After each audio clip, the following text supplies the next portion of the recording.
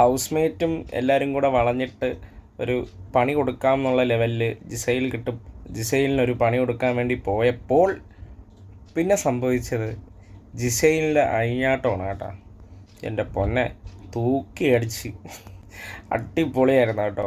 പിന്നെ അതുപോലെ തന്നെ മറ്റേ എവിക്ഷൻ സമയത്തുണ്ടല്ലോ മറ്റേ ടാസ്കിൻ്റെ, അപ്പോൾ ശാരികയ്ക്ക് ജിസൈൽ ഒരു കാര്യം പറഞ്ഞ് അതും കിടിലമായിരുന്നു.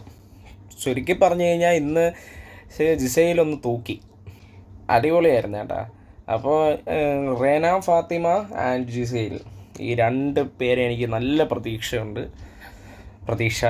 അത് നന്നായിരിക്കട്ടെ. എനിക്ക് അപ്പാനി ശരത്തിനെ എനിക്ക് പ്രതീക്ഷയുണ്ട്, പക്ഷേ ആ പുള്ളിക്കാരൻ വന്നിട്ട് റേസ് ആയിക്കൊണ്ടിരിക്കണം. ഇപ്പോൾ ഭയങ്കരമായിട്ട് പുള്ളി അങ്ങനത്തെ ഒരു ലെവലിൽ നിൽക്കുകയാണ്. പക്ഷെ എന്തോ നോക്കാം, അത് ഇത്തിരി ഡേഞ്ചറാണ്, ഓവറാവുന്നുണ്ടോ എന്നൊരു ഡൗട്ടുണ്ട്. പക്ഷെ എന്നാലും പുള്ളിക്കാരൻ ആക്റ്റീവാണ്, അപ്പാനി ശരത്ത് ആക്റ്റീവാണ്, പിന്നെ അക്ബറും ആക്റ്റീവാണ് കേട്ടോ. അങ്ങനെ 1-2 പേരൊക്കെ ആക്റ്റീവാണ്, ഒന്ന് അനങ്ങി നിൽക്കുന്നുണ്ട്. പക്ഷേ എന്തോ ഒരു തകരാറ് പോലെ സംഭവിക്കുന്നുണ്ട് ഇതിൽ. റെയ്നയും അതുപോലെ തന്നെ ജിസൈൽ ഒരു രക്ഷയില്ല.